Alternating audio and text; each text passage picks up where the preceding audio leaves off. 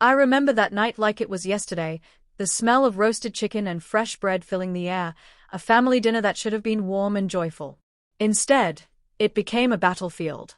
My children sat at the table, plates empty, eyes wide, and full of trust. My parents and my sister, Karen, laughed and talked as if the world revolved around her kids. They piled the food onto their plates first, every bite a reminder of how little my children mattered in this family. I watched my youngest tug at my sleeve, whispering, "Mom, why don't we eat first?" My heart ached. I swallowed the anger rising in my chest, forcing a polite smile while inside. Disbelief and silent fury consumed me. I had worked all day preparing the meal, from peeling the vegetables to marinating the chicken, imagining a dinner where my children would be celebrated and nourished first. But in that moment, it was clear. My sacrifices meant nothing to them. The message was loud and clear. My children were second class. My sister and her kids were royalty at this table, and I was invisible, powerless to stop it. Every laugh, every glance, every smug smirk from Karen and my parents landed like stones in my chest. I felt my stomach twist, a mixture of grief, shame, and rage. The crumbs that eventually fell onto my children's plates felt like nails being driven into my heart. And yet, I did not break. I sat quietly, tasting the bitterness of their favoritism and imagining the justice I would one day demand. I promised myself that night, silently and fiercely, that this would not continue. That my children would never again feel the sting of being less important in a room full of family. That my voice, silenced for too long, would rise when the time came. I would not beg for respect. I would claim it. Where are you watching from? You will not believe what I did next. I remember that evening clearly, every sound, every smell, every cruel glance etched into my memory. I had spent the whole day preparing, chopping vegetables until my fingers ached, seasoning the meat until it smelled just right, setting the table so it could feel like home, so my children could feel like they belonged. I wanted it to be perfect, to be a night where my kids laughed and ate their fill, where I could forget, if only for a few hours, the way my own family always treated us as if we were invisible. But as soon as we entered the dining room, it became clear that tonight would not be mine. The table, long and gleaming, was already full. My parents and my sister, Karen, stood near the head, talking and laughing, their voices carrying that tone I had come to recognize as triumph, as control. They had the best plates, the biggest portions, the nicest cutlery, and the perfect smiles that hid the contempt in their eyes. My children, little Maya and Leo, looked at me, their small hands clutching empty plates, their eyes wide and trusting. They did not understand the game, the long history of favoritism, the way their cousins always came first in everything from hugs to bedtime stories to school achievements. I could feel the weight of their anticipation, the expectation that the meal I had worked so hard on would be shared equally, and my stomach twisted as I realized it would not be. Karen waved her kids toward the table first. "Come on, sweetheart. Eat before it gets cold," she said, smiling as if nothing could touch her, as if she ruled not just this house but every room we ever entered. My parents nodded approvingly, patting her children on the head, laughing at their jokes, ignoring my children standing quietly beside me. I wanted to yell, to shake the world awake, to tell them they were wrong, that my children deserved the first bites, that they deserved the respect they were being denied. But I did not. I could not. I had learned early that confrontation often brought more ridicule than relief, and tonight was no exception. I felt Maya tug at my sleeve, whispering, "Mom, why do they get to eat first?" Her voice was small, fragile, and it tore through me. I knelt to her level, looking into her innocent eyes, and forced a smile I did not feel. "We are just waiting for the right time, honey. Soon, you will eat, I promise," I said, trying to mask my anger and humiliation with calm words. But inside, my heart was pounding. Every laugh from Karen, every approving glance from my parents, was a knife twisting in my chest. I watched as the first servings were placed onto her children's plates. Roast chicken, golden and succulent, mashed potatoes with glistening butter, vegetables arranged neatly with care, and desserts I had slaved over sitting in perfect slices. My children's plates remained empty. Leo looked down at his hands, frustrated, confused, and my hands ached to scoop food for them, to show them that they mattered. I reminded myself to breathe, to stay calm, but every fiber of my being wanted to scream, to stand up and demand what was right. As they ate, Karen made comments so casual that they cut deeper than any insult. "You see, some kids just know how to behave at the table, don't they?" she said with a grin, leaning into my parents. My father chuckled and nodded, as if he had trained his laughter for this exact moment, as if my children's hunger was a joke meant to entertain them. I clenched my fists under the table. My knuckles turned white. I felt a rush of anger mixed with disbelief. How could they do this? How could they treat us as if our existence was secondary, a footnote to their own self-congratulation? I kept my voice low, my face neutral, but I could feel every eye on me. Some relatives looked uncomfortable, unsure of whether to intervene, whether to say something. Some whispered quietly, glances darting between Karen, my parents, and me, sensing the tension but unsure how to react. My pride, the small part of me that still believed in fairness, urged me to speak. My instinct to protect my children screamed to stand up, to tell everyone exactly what I thought of this injustice. But I swallowed those words, knowing that the real fight would come later. When the first course ended, Karen's children were already full, patting their bellies and asking for dessert. My children had eaten nothing. I carefully plated small portions for Maya and Leo, trying to make it look generous, hoping they would feel some joy in the few bites they were allowed. I knelt beside them, whispering encouragement. "Eat slowly, enjoy it, this is your food too, and one day, you will never wait for anyone else to be served first." Even as I spoke, a quiet fire burned inside me. This was not just about food. It was about respect. It was about dignity. It was about my children learning that they mattered, that they deserved more than crumbs from a table controlled by others. I looked at them and saw trust, hope, and love in their eyes, and I promised silently that no one, not Karen, not my parents, would ever make them feel small like this again. I tried to keep the anger from showing, but the humiliation was heavy, pressing against my chest, making it hard to breathe. I remembered every time my opinions were ignored, every birthday passed without celebration, every time I had been reminded that I was less, that my role was to serve, to step back, to watch others receive attention while I faded into the background. Tonight was the culmination of all of that, the moment where history repeated itself, but I refused to let it continue. When dessert was served, I made sure my children's plates were filled first. Karen's laughter faltered when she noticed me quietly taking control of the situation. My parents' smiles tightened, confusion and irritation flickering across their faces. I did not explain myself. I did not make excuses. I simply acted, ensuring that my children finally had the satisfaction of being fed properly. The relief in their eyes was worth every moment of anger, every sleepless night I had spent worrying about how the world treated them, every insult I had endured in silence. And as I watched the meat, finally enjoying their meal, a plan began forming in my mind. I would not let this go. I would not let my children learn that power and respect were given only to those favored. I would reclaim our dignity, piece by piece, moment by moment. I promised myself then that I would turn the tables, not with anger alone, but with strategy, patience, and unyielding determination. The room was filled with whispers, some questioning, some supportive, some mocking, but I did not care. My focus was on the fire that had been ignited inside me, the vow I had made in silence, and the look of pride I would one day teach my children to recognize in themselves. I would make sure they knew that waiting for crumbs was not a life they had to accept, that even when the world seemed unfair, justice could be found, dignity could be reclaimed, and respect could be commanded.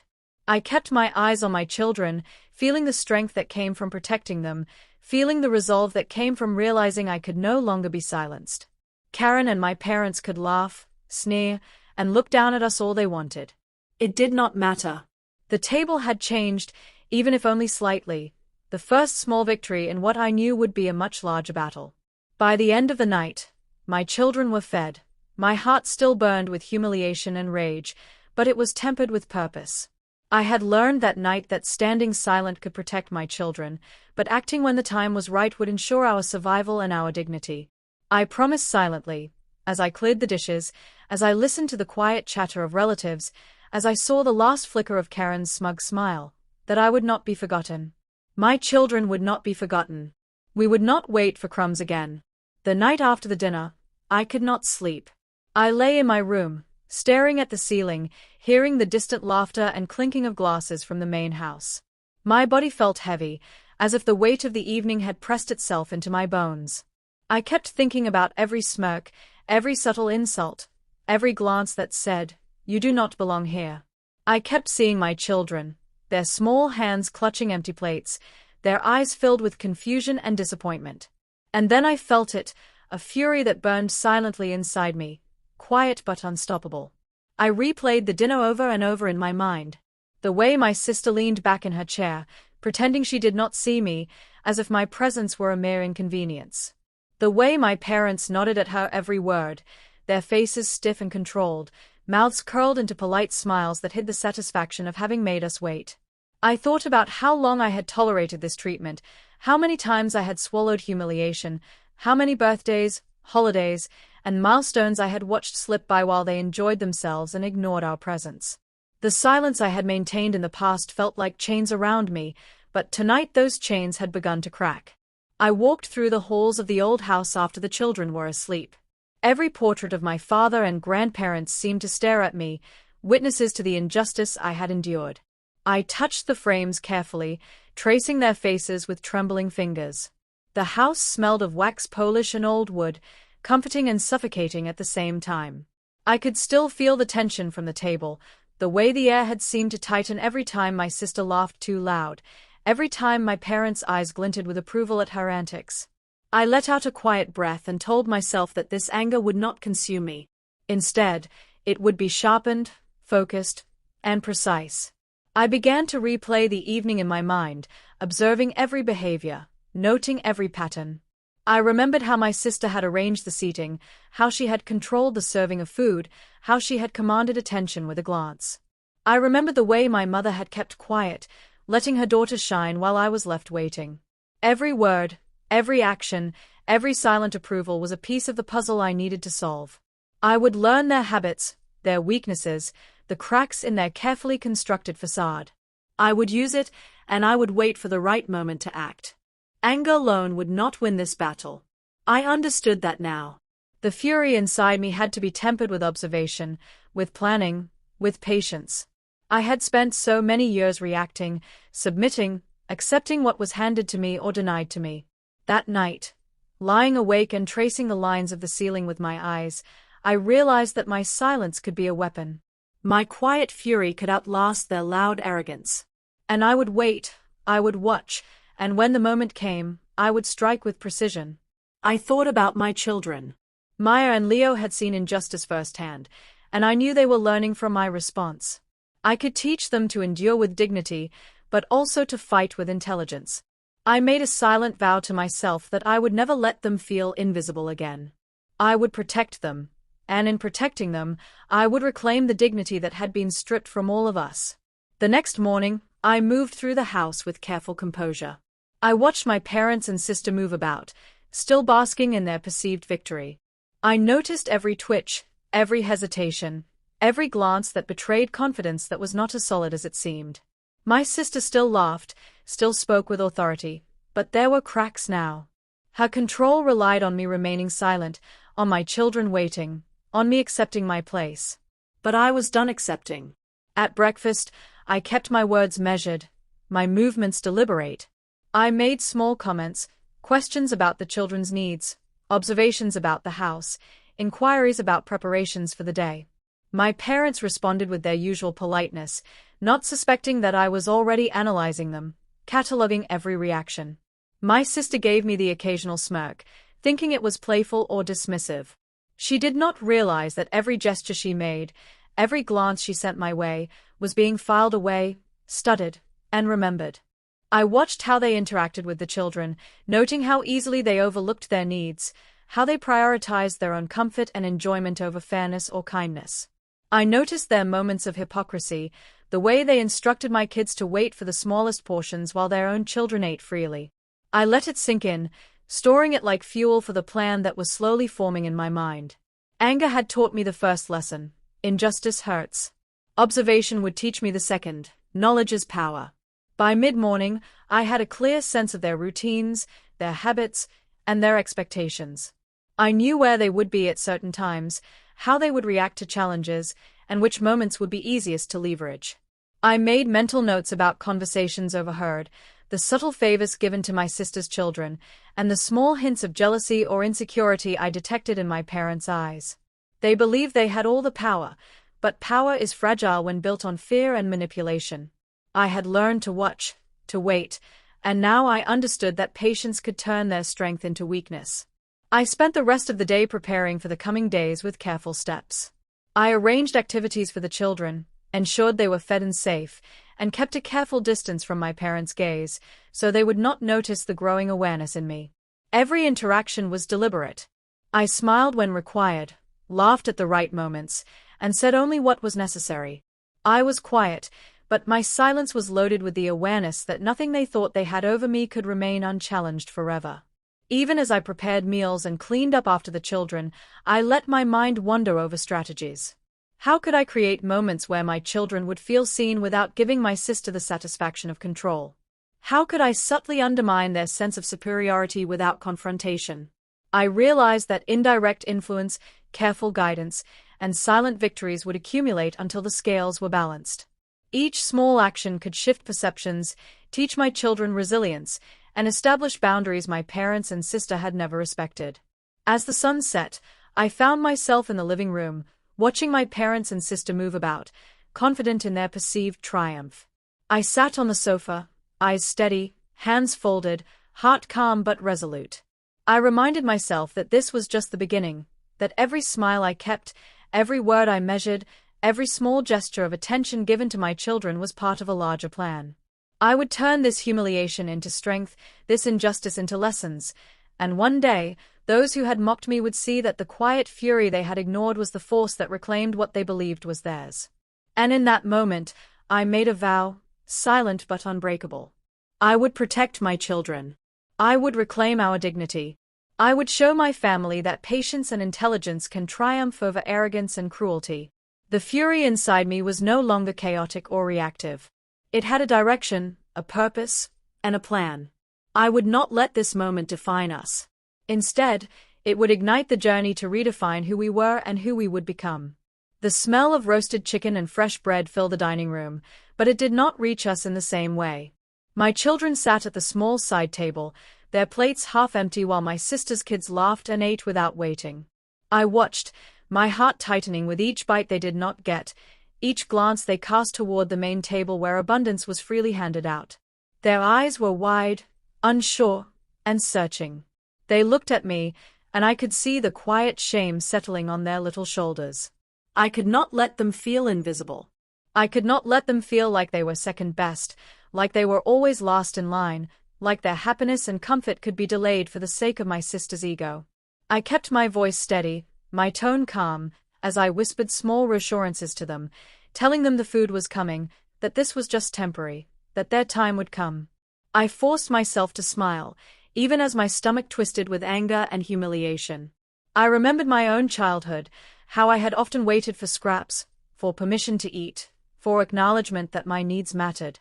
I remembered how I had swallowed that bitterness and learned to hide it behind polite words and measured laughter. And now, watching my children, I could feel every injustice I had endured rise up within me, not as tears, not as helplessness, but as a quiet fury that demanded action. I would not let them grow up believing they were less than anyone else in that room. My sister's voice rang out, sharp and triumphant, as she offered a piece of bread to my daughter last, as if testing whether we would notice her control. My son looked at me, his small jaw set, his fingers twitching, waiting for me to act or speak. I nodded subtly, and they knew I was there, that I saw them, that I would protect them. The moment was small, almost imperceptible to the others, but it was a seed of strength planted in their hearts. I observed my parents, who sat at the main table, their expressions carefully neutral, their eyes flicking to me only when necessary. They had been complicit, passive in their cruelty, pretending not to see how my children were treated.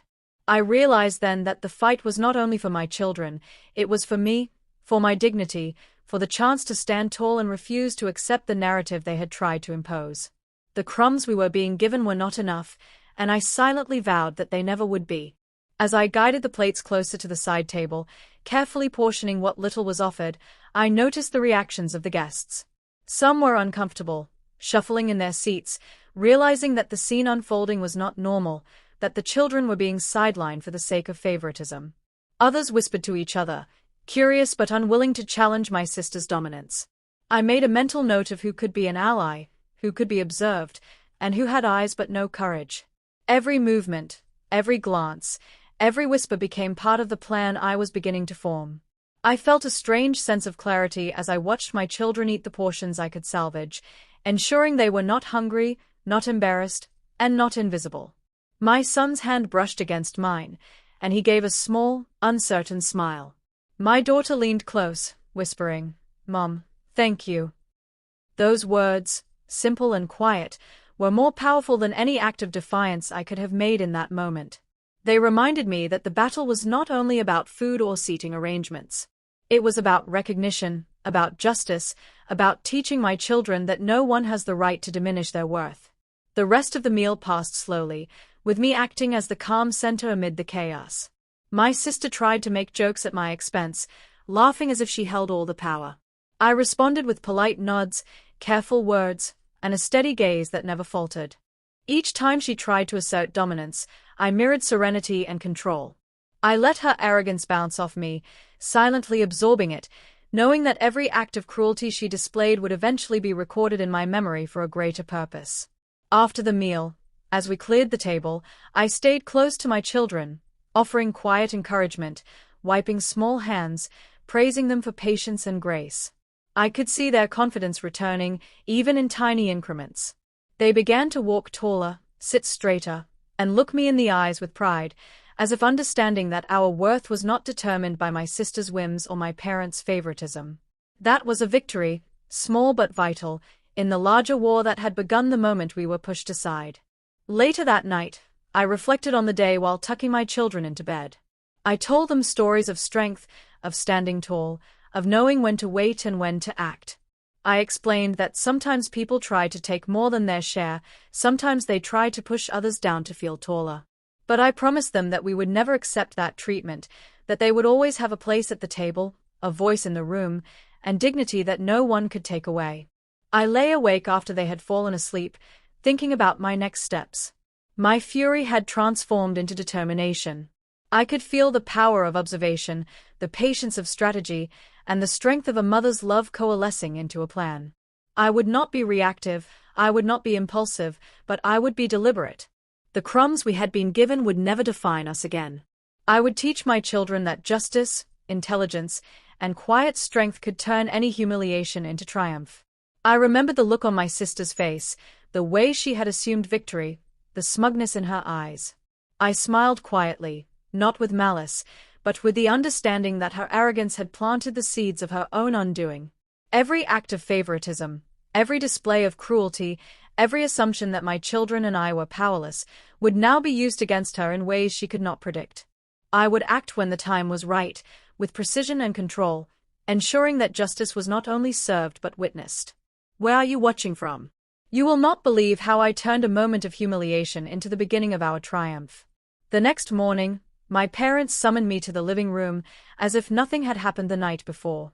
Their faces were calm, collected, even casual, as though my children waiting for crumbs at dinner was a minor inconvenience rather than an insult that burned through my chest. My sister sat nearby, smug and unbothered, as if the entire world had agreed with her.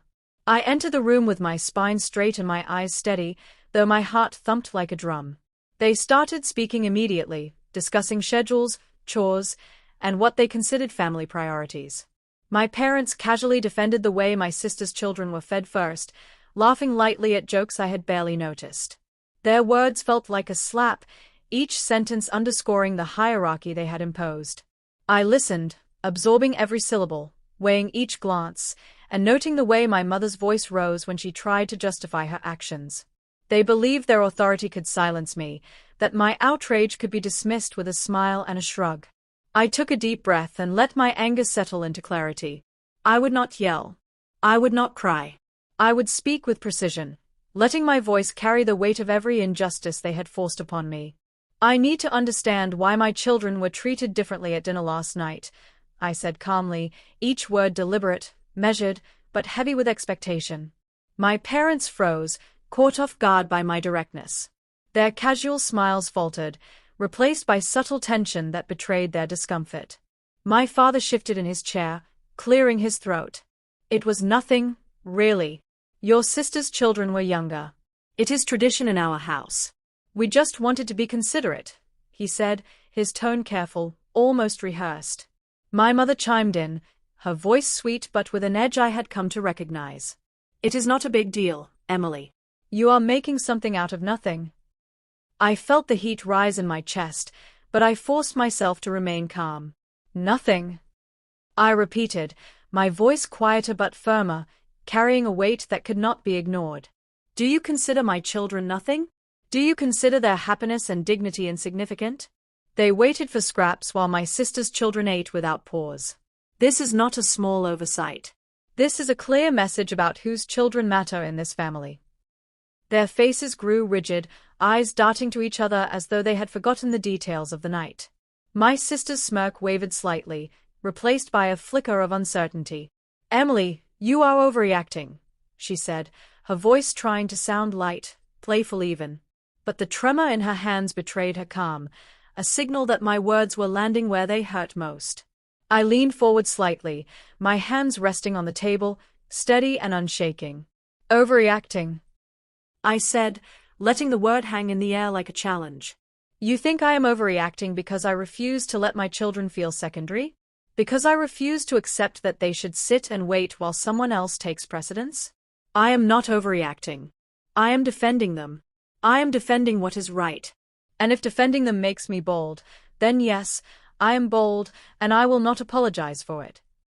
The room grew silent, the weight of my words pressing down like a tangible presence. My parents' eyes narrowed, their authority challenged in a way they had not experienced in years.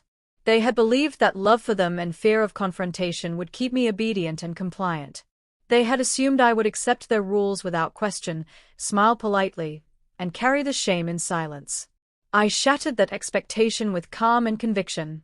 My sister shifted in her seat, unease flickering across her features. She tried to laugh, but it sounded hollow, forced. Emily, you are dramatic. It is just a dinner, she said. But I caught the slight tightening of her jaw, the subtle downward curve of her lips. I knew my words had reached deeper than they would admit. I saw the seeds of doubt beginning to sprout. I continued, my voice unwavering.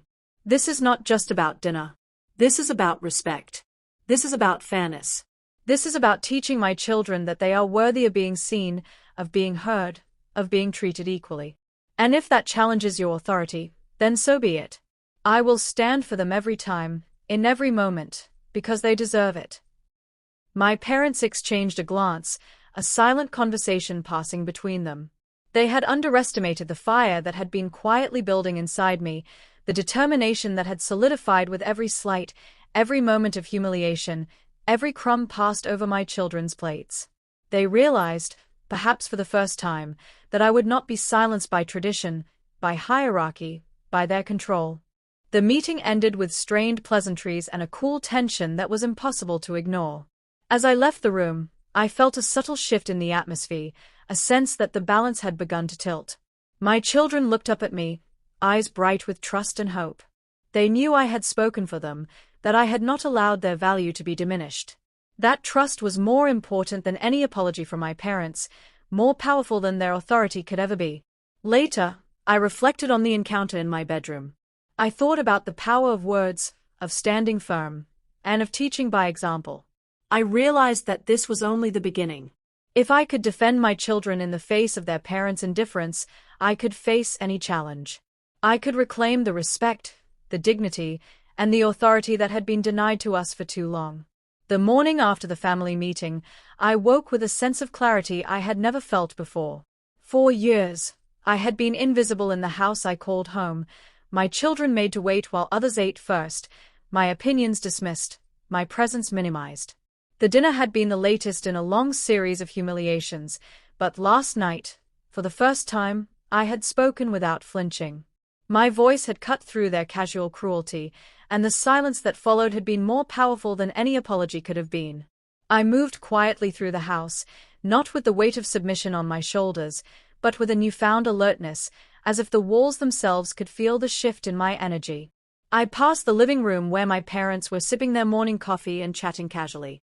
They glanced at me and offered polite nods, but there was an edge to their looks, a subtle wariness. They sensed the change, even if they could not yet name it. My sister, of course, remained oblivious, scrolling through her phone with an expression of impatience that I had learned to read like a map. I went to the kitchen with my children trailing behind me. Their eyes were still cautious, as if testing whether this new version of their mother was fragile or firm. I smiled at them softly, letting them know without words that we had taken the first step toward reclaiming our place. Small victories, I reminded myself, are the foundation for the battles that really matter. I decided that today I would take control in subtle, deliberate ways that my parents would not immediately recognize as defiance. I started by preparing breakfast exactly as I wanted. I placed my children at the table and ensured they were served first, just as they deserved, without hesitation or apology. My parents noticed, of course. My mother's eyes flicked toward the plates and then toward me, a question of authority unspoken but heavy in the air. I met her gaze steadily and offered nothing but a smile. She looked away, lips pressed together, and I knew I had claimed a small but meaningful victory. As we ate, I spoke gently with my children about fairness and dignity, reminding them that their place at the table was not determined by anyone else's whims. They listened, absorbing the lessons silently, and I felt a swell of pride. These were the moments I would hold on to, the moments that proved to myself and to them that we were no longer powerless. Every smile, every nod, every quiet glance between us became an affirmation that our worth could not be denied. Later, I moved to the living room and picked up a stack of papers that my father had left in a drawer years ago. Business correspondence, old financial records, letters of advice, and notes of encouragement. My parents had never intended for me to see these documents. They believed my lack of interest would make me invisible, irrelevant, a bystander in our own family's affairs. But I had been paying attention all along, absorbing details, remembering patterns, and noticing how power and preference had been manipulated around me. I carefully organized the papers, noting inconsistencies and hidden messages that revealed favoritism, mismanagement, and subtle manipulation. Each discovery was a small victory in itself, a piece of the puzzle that I could later use to reclaim not only respect but control over what was rightfully mine. As I stacked the documents, I imagined the moment when my parents would realize that their carefully constructed hierarchy would crumble, not with a shout or a confrontation, but with quiet, undeniable truth. The afternoon was spent reinforcing boundaries. My sister tried to interrupt a game my children were playing, insisting they help her with trivial chores. I stood firm, explaining calmly but clearly that they were not to be interrupted, that their time and joy were as important as anyone else's. My parents offered weak objections, citing tradition and responsibility, but I did not waver. The subtle defiance in my posture and the quiet certainty in my words were enough to make them hesitate, to question themselves for the first time in years. Small victories are often invisible to the world, but they are monumental to the person claiming them. Every step I took that day, no matter how minor it seemed on the surface, was a reclamation of space, of authority, of dignity. I made my children the center of our family life, even if my parents tried to deny it, even if my sister tried to ignore it. I was no longer a passive observer in the drama of my own household. I was active, deliberate, present. As evening approached, I reviewed the day's accomplishments in my mind. The breakfast served first to my children, the boundaries set in playtime, the careful documentation of years of mismanagement and favoritism. Each was a thread woven into a growing tapestry of empowerment. I knew that the path ahead would be challenging, that my parents would resist, that my sister would continue to belittle and provoke. But the knowledge that I had begun to reclaim our rightful place was intoxicating. Later, after tucking my children into bed, I sat alone at the table, surrounded by the quiet hum of the house. I allowed myself a moment of reflection, thinking about the years of silent submission, the humiliation at the dinner table, and the constant reminder that my worth had been undervalued. I also thought about the quiet power of today's victories, about the confidence and poise I had maintained, about the calm but firm voice I had used to defend what mattered most. I realized that I had begun to transform from the overlooked, silenced daughter into someone whose presence could not be ignored, whose voice carried weight, whose actions created change. I picked up my phone and made a note to reach out to an old friend, someone who had once advised my father on family matters. The intention was not confrontation yet, but preparation, building a network of allies who understood fairness and could provide insight. These connections would be essential for the larger battles ahead, for the reclamation of not just respect but recognition. I smiled to myself, knowing that even the smallest steps, taken with intention, were victories that could grow into something unstoppable. Where are you watching from? Have you ever been overlooked, dismissed, or made to feel invisible in your own family? Today, I took a small step toward changing that. Tomorrow, the victories will grow, and the next time my parents attempt to diminish us, they will find we are no longer silent. You will not believe what I did next to claim what had always been ours. The morning light streamed through the curtains of our small kitchen, catching on the edges of cups and utensils, and I felt a quiet determination settle over me. 4 years, I had moved through this house as if I were invisible, my children treated as if they were secondary, and my words unheard. Today, everything had to change. I could no longer allow my sister and my parents to dictate who we were and where we belonged. My small victories at the dinner table had sparked something inside me, and now it was time to gather allies, to surround myself with those who recognized the injustice and were willing to quietly stand with us. I began with my children, sitting them down at the table while the house was still waking. Their eyes were bright but wary, as if testing whether their mother's new confidence was real or fragile. I explained to them, gently but firmly, that we were no longer waiting for crumbs, no longer standing on the sidelines. They nodded, understanding the gravity of my words, even if they could not yet fully comprehend the strategy behind them. They were my first allies, my small team of truth and resilience, and I felt a surge of hope. After sending them to school, I turned my attention to the adults in my orbit. I made phone calls to old friends who had seen my family's favoritism over the years. I approached relatives who had quietly observed but had never spoken up. I was careful, mindful of appearances, knowing that my parents prided themselves on controlling the narrative. Each conversation was measured, deliberate. I shared small pieces of information, gauging their reactions, testing their willingness to assist.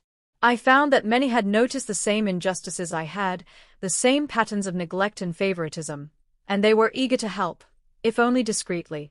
One by one, they became my allies, offering guidance, tips, and advice. An aunt who had lived through similar family politics shared stories of how she had navigated difficult situations without confrontation. A neighbor who had known my father for decades offered insight into his expectations and the subtle ways power had been wielded in our home. Even my cousin, who had often sided with my sister in the past, quietly admitted that he had noticed the unfair treatment and was willing to support me behind the scenes.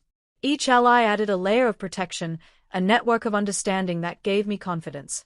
I kept a careful journal of every conversation, noting advice and observations, creating a map of potential moves and countermoves. My parents would never suspect the quiet network I was building, the unseen force growing around us. I moved through the house with a new sense of purpose, aware of my children's eyes on me, aware that the smallest actions could shift perceptions and realign loyalties. The day continued with subtle demonstrations of power. When my sister attempted to dominate a conversation over breakfast, I interjected calmly, redirecting the discussion in a way that highlighted fairness and respect. My parents were silent, caught off guard by the composed authority in my voice. I smiled internally, noting the effectiveness of patience and strategy over confrontation.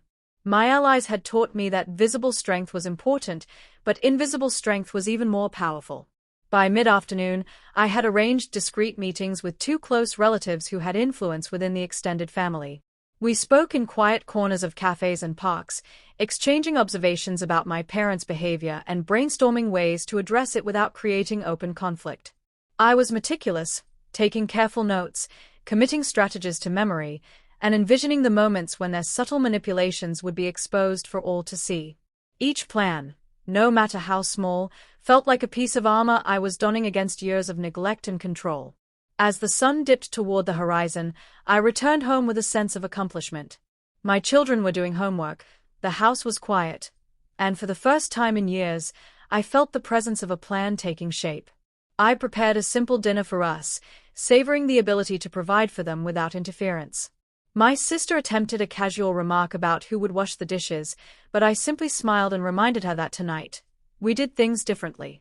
My children laughed softly, the sound reinforcing the truth that our time of being overlooked was coming to an end. After dinner, I sat alone in the living room, reviewing my journal, my mind racing with the possibilities ahead. The allies I had gathered were not just people, they were proof that I was no longer powerless. Each phone call, each quiet conversation, each nod of support was a reminder that I had strength outside of my immediate family, that my voice could be amplified through those who recognized justice. I felt a quiet fury that had been tempered into strategy, a readiness to act when the moment was right. I reflected on the nature of family, the way loyalty can be manipulated, and how power is often hidden in subtle gestures and decisions. My parents had believed that their control was absolute, that no one would ever challenge their favoritism or question their authority. But they had underestimated the quiet resilience I had cultivated over years of watching, learning, and surviving. The alliances I had formed were a direct challenge to that power, a reminder that no empire built on cruelty is unassailable. As night fell, I prepared my children for bed, reading them stories of courage and integrity, reinforcing the lessons of fairness and self-respect. They were my motivation, my reason for building this network of allies, my inspiration for the moves yet to come. I kissed them goodnight, feeling a sense of peace mixed with anticipation. Tomorrow would bring new challenges, but I knew that with strategy, support, and determination, we could face whatever came our way. Sitting alone after tucking them in, I looked around the house with a sense of ownership that had nothing to do with property or inheritance. This house, this life, was ours in spirit if not yet in fact. I allowed myself a quiet smile, knowing that the seeds of change had been planted. My allies would remain in the shadows for now, observing, guiding, waiting for the right moment to act in concert with my decisions. The web of influence I had begun to weave was subtle but strong, and I felt the thrill of possibility stirring in my chest. The morning sun poured through the kitchen windows, illuminating the worn table where my parents and sister sat, sipping coffee as if nothing had changed. My heart pounded with a mixture of fear and determination. Today I would speak. Today I would challenge them. I had spent years absorbing their cruelty, taking the silent blows, and teaching my children to endure. But the quiet fury that had been simmering within me was now ready to rise, and I would no longer allow them to dictate who deserved attention, love, or respect at the table. I took a deep breath and stepped into the room. The look on my sister's face was immediate, a combination of surprise and defiance. My parents glanced at me briefly, the faintest flicker of unease in their eyes, but they returned quickly to their routines, confident in their assumed control. I knew that confidence. I had seen it for years, the kind that blinded them to the power of truth and the strength of those they thought were beneath them. I began slowly, deliberately, choosing my words with precision. I spoke about the dinners where my children were left waiting for their food while my sister's kids ate first. I spoke about the subtle ways they had undermined me, the dismissive comments, the laughs that cut deeper than knives. My voice was calm but firm, steady enough to be heard but imbued with the anger that had been simmering for so long. I made no threats, I allowed no interruptions, I let the weight of my words settle into the room. My sister's lips tightened, her eyes narrowing. She attempted a casual interjection, a joke meant to deflect, but I ignored it, continuing with the clarity of purpose that had become my shield. I recounted the countless evenings where my children had been overlooked, where their needs were secondary, where their smiles were deferred in favor of favoritism. Each example I gave was a small strike against the narrative they had maintained for decades, each memory a light exposing the shadows of their cruelty. My parents shifted in their seats, the silence growing heavy. I could feel the tension rising, a tangible weight pressing down on the room. My mother's hands trembled slightly as she clutched her coffee cup, the porcelain rattling against the saucer. My father's jaw tightened, and I saw in his eyes the first hint of guilt, though he fought to mask it. For years they had relied on fear, on control, on the unquestioned acceptance of their authority. But today, that authority was under fire, and I had brought evidence of their injustice in the form of lived experience, witness by witness, heart by heart. I paused to let my words sink in, looking directly at my sister. Her eyes darted briefly to my children, who had entered the room quietly, sensing the gravity of the moment. They stood behind me, small but formidable, their presence amplifying my voice without a single word spoken. I felt a surge of pride. This confrontation was no longer just about me. It was about protecting my children, teaching them that they were not to be overlooked, teaching them that fairness and respect were not negotiable. My sister opened her mouth to speak, but I cut her off politely yet firmly. I reminded her that the way she had treated my children was unacceptable, that favoritism had real consequences, and that every child deserves recognition, love, and dignity. My voice did not waver. I did not shout, but there was power in its steady cadence, in the way each word landed like stones in a still pond, rippling through the room. My parents attempted to respond, my father raising his voice slightly, my mother attempting a tearful justification. But I held my ground. I did not interrupt, I did not flinch, I let their excuses and justifications crumble under the weight of truth. I spoke of patterns, not isolated incidents. I spoke of years, not days. I painted a picture they could not deny, because every guest, every neighbor, every friend who had witnessed their behavior could now see through the cracks of their carefully constructed image. I could feel the room shifting. The power dynamic that had once been firmly in their control was now tenuous. I had drawn a line in the sand, and I could sense the fear growing behind their practiced facades.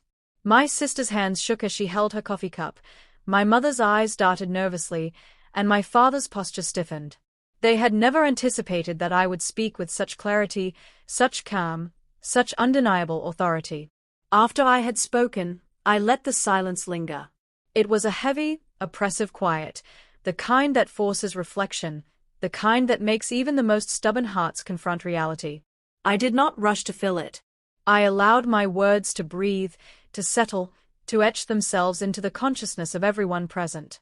My children looked at me with awe, their trust in my strength growing, their understanding of justice crystallizing.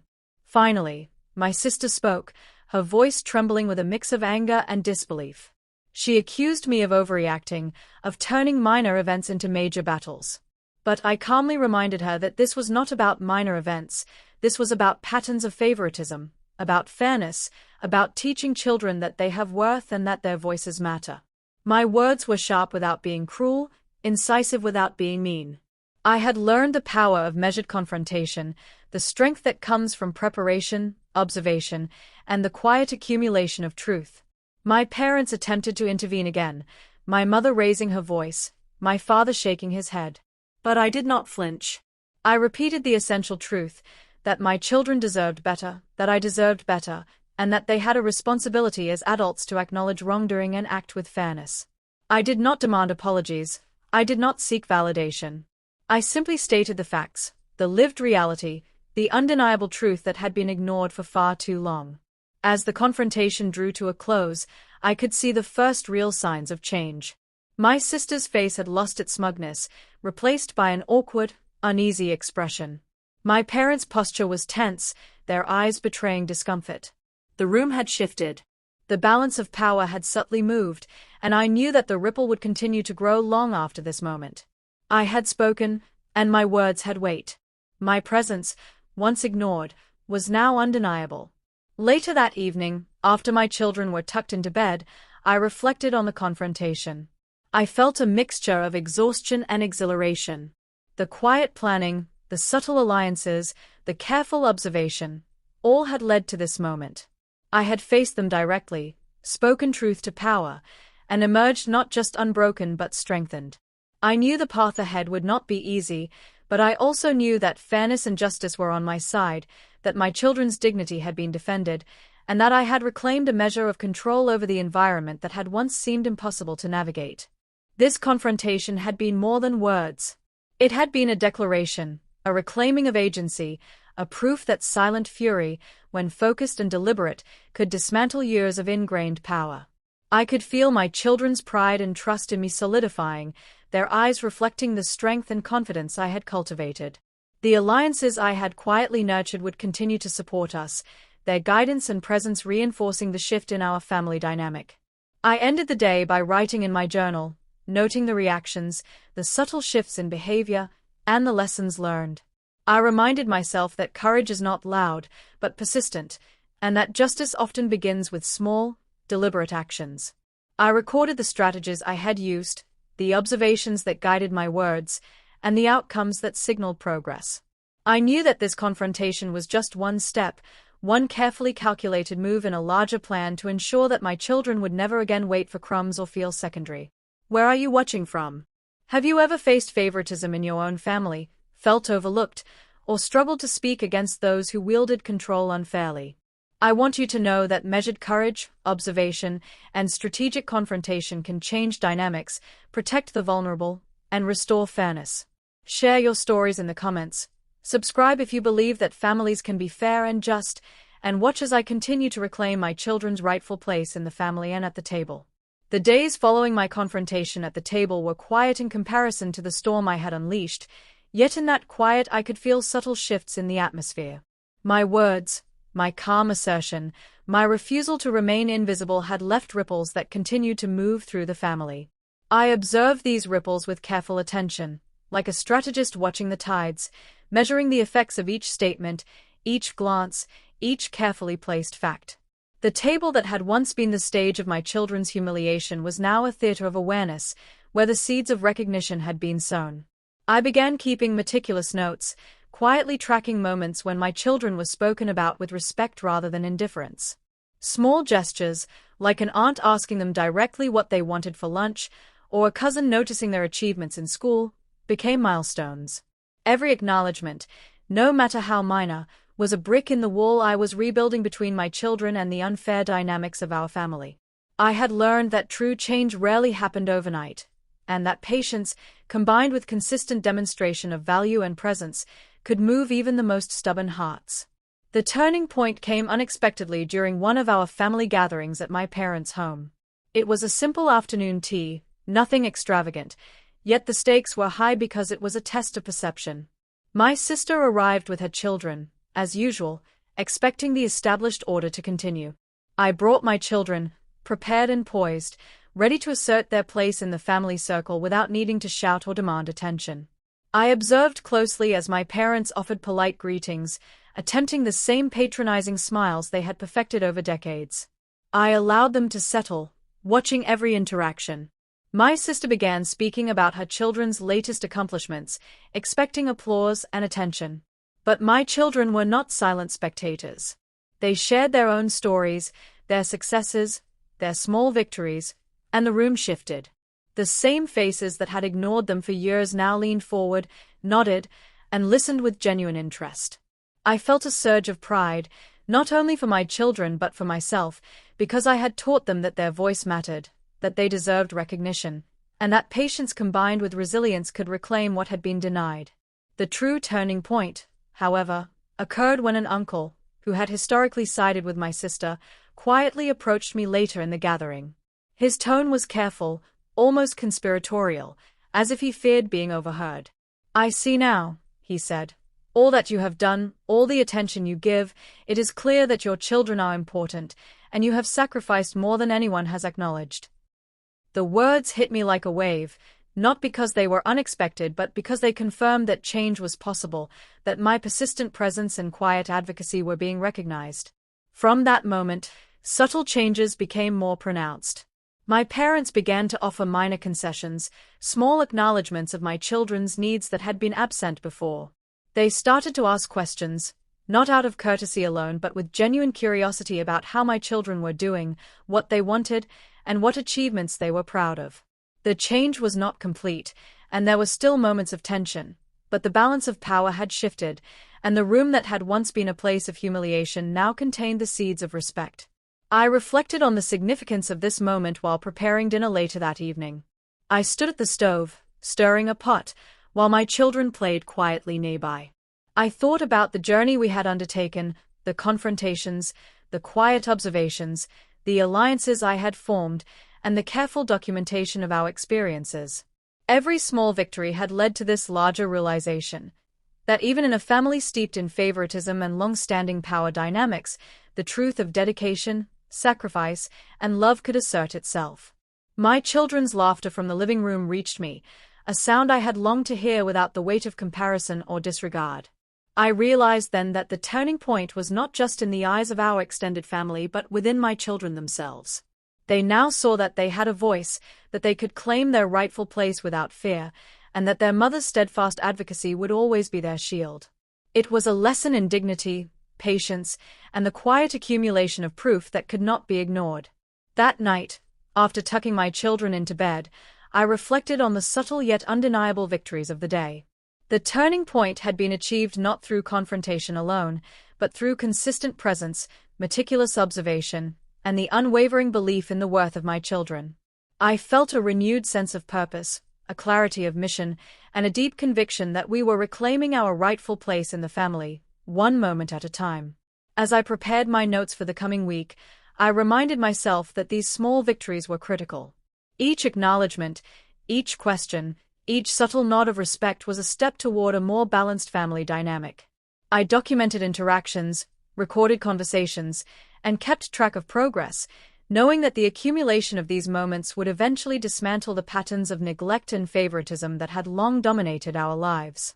I thought about my parents, their expressions of discomfort, their attempts to maintain control, and the cracks that were now visible in their carefully curated image. I realized that change was not a single event but a process, a series of deliberate actions and observations that forced even the most resistant individuals to confront their behavior.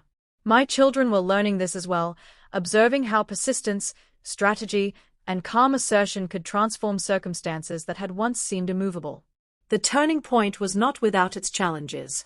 There were moments when my sister attempted to reassert her dominance, when my parents slipped into old habits, and when I questioned whether the gradual progress would hold.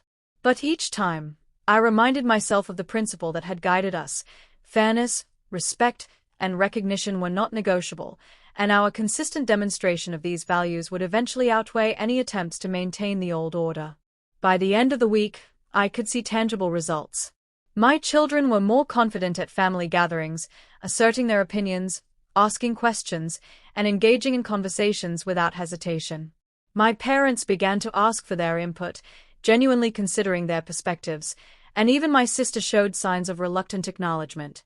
The balance of power had shifted subtly but irrevocably, and I felt a sense of triumph not born from vengeance but from justice, patience, and the deliberate assertion of what was rightfully ours. Where are you watching from? Have you ever felt overlooked, ignored, or undervalued within your own family? Have you faced the quiet frustration of seeing others receive preferential treatment while your efforts went unrecognized? I want you to share your experiences in the comments. Subscribe to follow our journey as we continue to reclaim dignity, respect, and fairness for my children, and witness how consistent observation, strategic action, and unwavering advocacy can create a turning point that reshapes long-standing family dynamics. The air was thick with expectation as we arrived at the family gathering. The house, familiar yet charged with tension, seemed to hum with a weight of old grievances and unspoken competition. I held my children close, their small hands gripping mine tightly, sensing both my resolve and the shift in the invisible currents around us. For years they had been secondary, forced to wait, overlooked, and made to feel lesser than their cousins. Today, I intended to change that. We entered the living room and I immediately noticed the subtle glances of our relatives. There was curiosity, surprise, and perhaps a touch of apprehension. My sister's children were there as expected, their usual smug expressions already in place, anticipating the ritual of praise and attention they had long monopolized. But I was prepared. I had watched, observed, and planned. The lessons from our previous confrontations had been absorbed, internalized, and now ready to manifest in real time. I greeted a few relatives politely, letting the warmth of familiarity mix with the confidence I had cultivated. My children, sensing my determination, mirrored my composure. They stood beside me, upright and quiet, exuding a calm assurance that contrasted sharply with the entitlement that had dominated family interactions for so long. I watched the reactions, noting the small shifts in posture, the slight narrowing of eyes, and the faltering smiles of those who had always expected to hold the upper hand. When the head of the gathering, my uncle, began to speak about family achievements, I took a calculated step forward. I allowed my children to speak first, to share their accomplishments, and to articulate their thoughts with clarity and pride. The room fell into an unexpected silence as my children confidently detailed their school achievements, community projects, and personal milestones. Faces turned, eyebrows rose, and murmurs of admiration began to circulate. The same relatives who had once ignored them now leaned forward, listening intently, their attention fully captured by the words and presence of the very ones they had overlooked. My sister's smile faltered almost imperceptibly at first. I noticed the twitch of her lips, the tension in her shoulders, and the slight shift in her stance. It was as if the universe itself had briefly tilted, allowing the recognition my children deserved to emerge unimpeded by years of neglect. I felt a surge of satisfaction, tempered by the knowledge that this moment was the culmination of patience, strategy, and relentless advocacy. This was not a simple victory. It was a public acknowledgement of worth, a validation of my children's value, and a challenge to the old order that had kept them invisible. As my children continued, sharing stories and answering questions from relatives, I observed the reactions closely. My parents, long accustomed to controlling the narrative and dictating whose achievements mattered, now found themselves listening, questioning, and engaging in ways that had been impossible before. There was surprise, a touch of disbelief, and gradually, a grudging respect. The transformation was subtle but undeniable. I watched as my uncle nodded appreciatively, asking questions and engaging with my children directly. Other family members followed suit, initiating conversations and showing genuine interest in their lives. The energy in the room shifted, charged with recognition and acknowledgement. My children's eyes sparkled with pride, and I felt a deep, satisfying sense of justice. These were the moments I had envisioned, the small yet profound victories that would shape the family dynamics moving forward. My sister, meanwhile, struggled to maintain her composure. Her attempts to interject, to redirect attention to her own children, were met with polite but firm redirection from other relatives. The room now operated on a new rhythm, one that no longer prioritized entitlement but recognized merit and effort. I could see the realization dawning on her face, the first hints of the recognition that she was no longer in control of the narrative. As the evening progressed, I allowed my children to continue their engagement, guiding them when necessary but primarily letting their own voices command attention. Every question they answered, every story they shared, further solidified their place at the center of family recognition.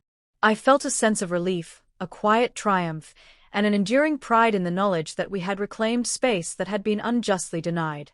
At one point, a relative approached me quietly, expressing admiration for how I had guided my children and stood firm against years of favoritism.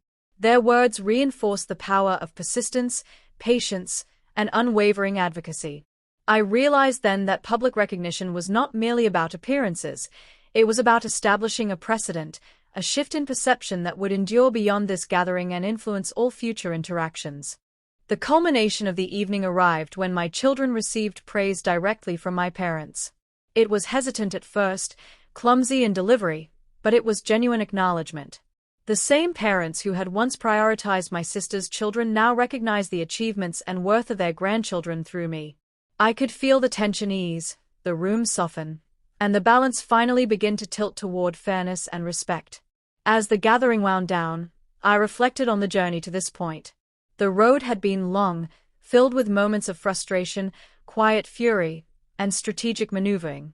Each interaction, each subtle assertion, each observation had contributed to this turning point.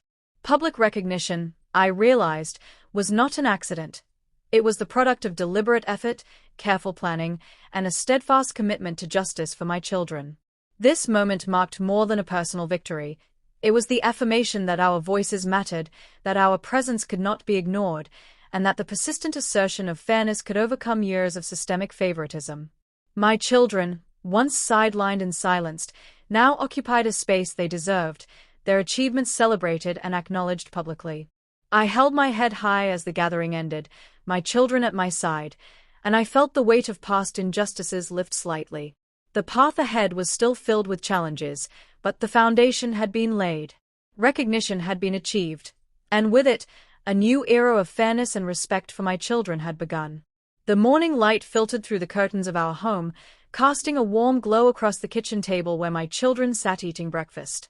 I watched them, observing the ease with which they moved, the laughter that flowed naturally, the confidence that had begun to grow in their voices. This scene, simple and unremarkable to an outsider, was monumental for me. 4 years, they had been relegated to the edges, waiting for crumbs of attention, suffocating under the weight of favoritism. And yet now, they sat here as equals, as first, as seen and heard. The transformation was not overnight, but every step we had taken, every strategy and quiet assertion, had led us to this moment. I reflected on the long journey to reach here. I thought of the countless family gatherings where I had stood silently, biting my tongue as my children were overlooked, my parents and relatives praising my sister's children while dismissing ours. I remembered the heaviness in my chest, the indignity of watching my children forced to wait, the simmering anger that threatened to boil over at the dinner table. I remembered promising myself that this would not continue, that they would never feel secondary again. Every decision I had made, every subtle maneuver, every conversation and carefully timed intervention had been driven by that promise. The morning was quiet but charged with meaning. My children laughed over shared memories, small victories, and inside jokes that had developed over the past weeks. Their smiles were unguarded, free of the shadow of neglect. I reached across the table, gently holding my daughter's hand and brushing a lock of hair from my son's forehead. I told them how proud I was, how much I loved them, and how nothing would ever make me treat them as less than what they were. I meant every word, and I knew they felt the sincerity in my voice, the strength in my gaze. I thought about my parents and my sister. Their reactions to the shift had been subtle at first, hesitant, then increasingly obvious. The moments where my children were finally recognized, where their voices mattered, had unsettled them. I had watched my sister's smug expressions falter, her attempts to regain control met with gentle but firm assertion. My parents had begun to realize that the balance of attention and respect had shifted, that the favoritism they had long taken for granted no longer dictated our interactions. They had been confronted not with loud accusations or tantrums but with quiet, consistent demonstrations of fairness and the undeniable presence of my children's worth. I smiled at the memory of the last family gathering, where my children were the first to be celebrated, the first to be asked questions, the first to be acknowledged for their achievements and character. It had been a turning point, the culmination of patience, strategy, and love. That moment had marked the first real step toward ensuring they would never again be marginalized or silenced in the family circle. Recognition had been achieved not through confrontation alone, but through persistence, preparation, and the refusal to allow injustice to continue unchallenged. Sitting there now, I felt a deep sense of fulfillment. It was not just a victory for my children but a testament to the strength that comes from advocacy, from standing firm in the face of systemic favoritism. I reflected on the lessons learned, that patience can be a powerful tool, that subtle influence can achieve outcomes that overt conflict cannot, and that protection of those you love requires vigilance, foresight, and sometimes courage that surprises even yourself. Every long night of planning, every careful observation, every whispered word of encouragement to my children had been worth it. I looked around the table again, my children eating with joy, my voice steady as I reminded them that they were seen, valued, and important. There was no longer a hierarchy dictated by favoritism, no unspoken rule that others' desires took precedence over theirs. I had reclaimed their right to be first, to be heard, to be loved without comparison or reservation. And in doing so, I had reclaimed a part of myself that had been stifled, ignored, and silenced for far too long. The journey had not been easy. There had been moments of self-doubt, moments when I questioned whether my subtle maneuvers would be enough, whether anyone would notice, whether change was truly possible. But looking at my children now, I understood that every quiet assertion, every careful strategy, every act of love and protection had created ripples that reshaped our family dynamics. What had once been a table where they waited for crumbs had become a table where they were fully present, fully celebrated, and fully themselves. I reflected on the power of perseverance. Advocacy is not always loud or dramatic. Sometimes it is a quiet insistence, a consistent demonstration of what is right, a refusal to accept less than fairness and respect. In those small, deliberate acts, change begins to take root.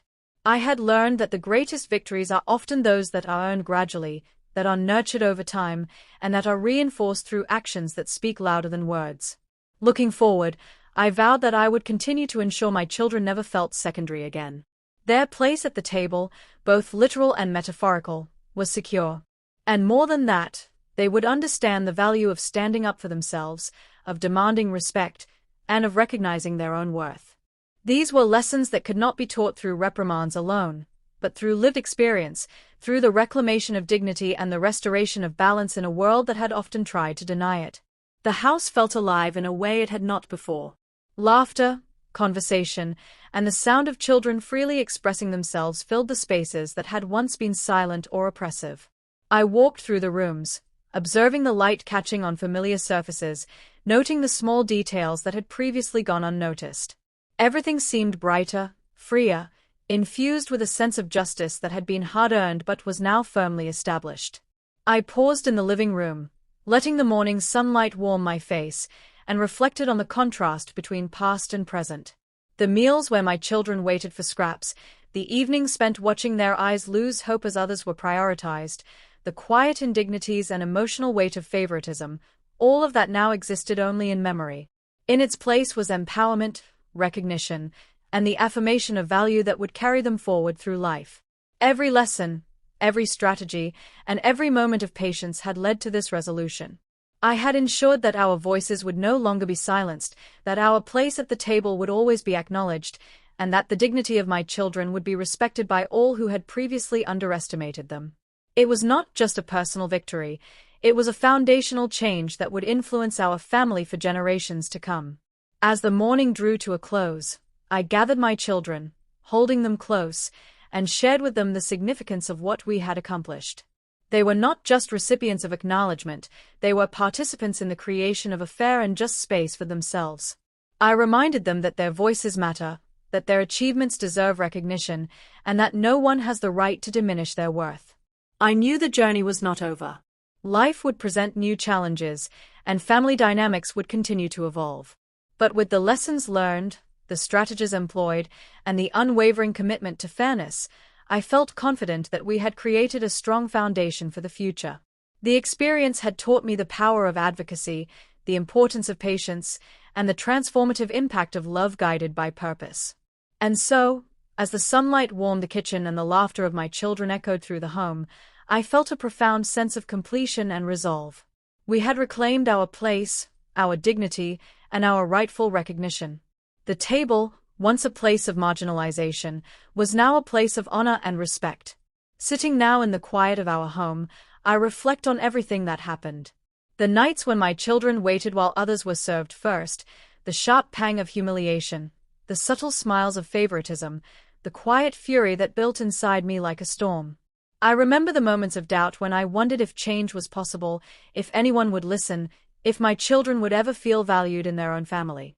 And yet, here we are, the tables turned, the voices heard, the dignity restored. I have learned that strength is not always loud. Sometimes it is quiet, persistent, unwavering. It is showing up even when you are ignored, standing firm even when the world seems against you, and protecting those you love even when the odds feel impossible. My children are no longer secondary, no longer silenced, no longer waiting for crumbs of attention. They are first, they are seen, they are celebrated. And in giving them that, I have reclaimed a part of myself that had been suppressed for too long. Family can be complicated, cruel even, but I have learned that fairness and recognition can be demanded. Advocacy is powerful. Love is fierce. Patience is necessary. Every small step, every subtle assertion, every act of protection has led to this moment where our place is secure, where our voices matter, where our value is acknowledged. I feel a deep satisfaction in knowing that my children will carry these lessons with them for life, understanding that they deserve respect, attention, and love unconditionally. To anyone watching who has ever been overlooked, silenced, or treated as less than, know that change is possible. Quiet determination, careful planning, and steadfast love can rewrite the narrative. We do not have to accept the roles others try to force upon us. We can stand tall, we can claim our place, and we can ensure those we love are never diminished. I look at my children now, their eyes bright, their smiles free, and I am filled with pride. They are living proof that standing up, asserting value, and protecting dignity can change a life. What once seemed impossible is now our reality. What once was humiliation has transformed into recognition. What once was silence has become a voice that resonates through our family, a voice that will never be ignored again. Life will continue to bring challenges. There will be moments when patience is tested, when fairness is questioned, when the world seems to conspire against what we know is right. But we now have the tools to face those moments. We have the strength of experience, the power of action, and the clarity of purpose. And we will continue to use them. If this story resonates with you, if you have ever felt overlooked, silenced, or undervalued in your own family, I want to hear your voice. Share your story in the comments, reach out, and know that you are not alone. Like this video if you believe in standing up for fairness, subscribe to join our journey of advocacy and protection, and share this story to remind someone else that their place at the table, in their family, and in their life is theirs to claim. We have proven that dignity always finds its way back home. We have proven that children deserve to be first, seen, and loved without compromise.